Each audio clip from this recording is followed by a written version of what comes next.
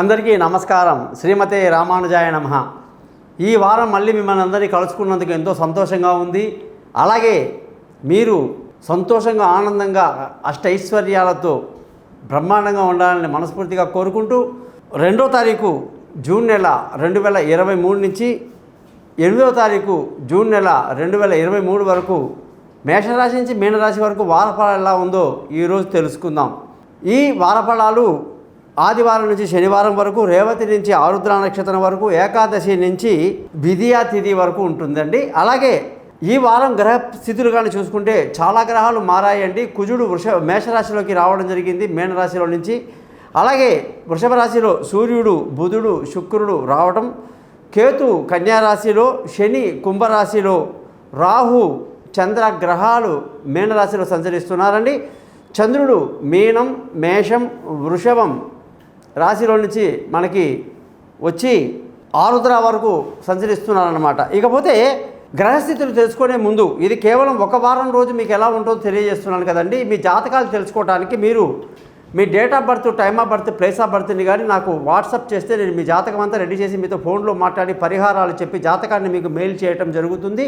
మీతో 15 నిమిషాలు మాట్లాడి చక్కగా రికార్డ్ చేయటమే కాకుండా చిన్న విషయాలుగా సింపుల్గా మీ యొక్క జీవితంలో ఉన్నటువంటి సమస్యల్ని తొలగించడానికి మంచి మార్గాలు చెప్పడం జరుగుతుంది. అందుకే నా వెబ్సైట్ పేరు thesimpleastrologer.com అని చెప్పేసి పెట్టుకున్నానండి.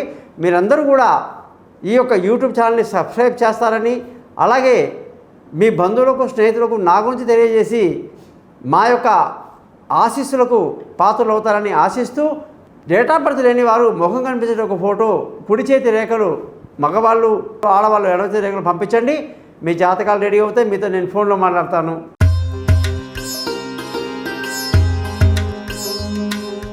వృషభ రాశి వాళ్ళందరికీ కూడా 2వ తారీఖు జూన్ నుంచి 8వ తారీఖు జూన్ వరకు కానీ చూసుకుంటే ఈ వారంలో శుక్ర గ్రహం యొక్క మార్పు ఎంతో గొప్ప విషయాన్ని మనకు తెలియజేస్తుందండి. శుక్రుడు ఎప్పుడైతే మేషరాశి నుంచి వృషభ రాశిలోకి రావటం వల్ల ఎంతో సంతోషంగా, ఆనందంగా, ఉల్లాసంగా ఈ వారమంతా గడుపుతారు. అనుకున్న పనులు అనుకుంటూ నెరవేరుతాయి. దైవ దర్శనాలు కలుగుతాయి.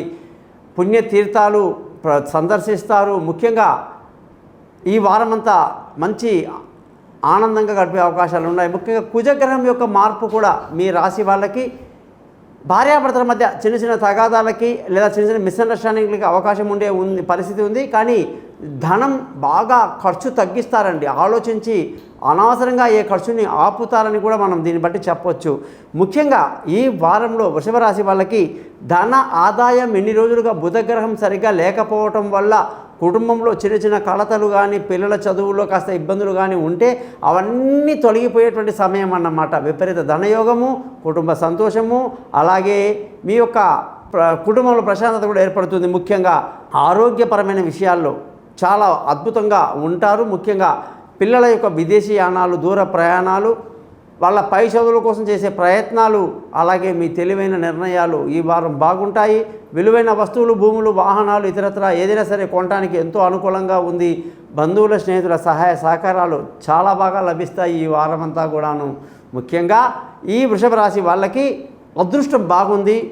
తండ్రి ఆశీస్సులు, పెద్దవాళ్ళ ఆశీస్సులు ఉండడం వల్ల అనుకున్న పనులు నెరవేరుతాయి. అదృష్టం వరిస్తుంది. ఉద్యోగస్తులందరికీ ప్రమోషన్లు, ఇంక్రిమెంట్లు, పై అధికారుల ప్రశంసలు, కొత్త ఉద్యోగంలో అవకాశాలు, ఇంటర్వ్యూలు సక్సెస్ అవ్వటాలు, వీసాలు మంజూరు అవ్వటాలు లాంటివన్నీ బ్రహ్మాండంగా జరుగుతాయి. వ్యాపారం చేసే వాళ్ళందరికీ కూడా ఇన్నాళ్ళుగా ఎంతో ఇబ్బందులు పడుతున్న వాళ్ళందరికీ శుభవార్త ఏంటంటే వ్యాపారంలో మంచి లాభాలతో ముందుకు దూసుకు వెళ్తారని చెప్పాలి.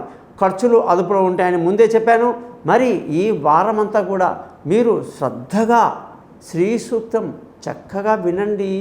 శ్రీ సూక్తం వినడం వల్ల మీకు ఎన్ని లాభాలు జరుగుతాయో విన్న తర్వాత మీరే నాకు చెప్తారు.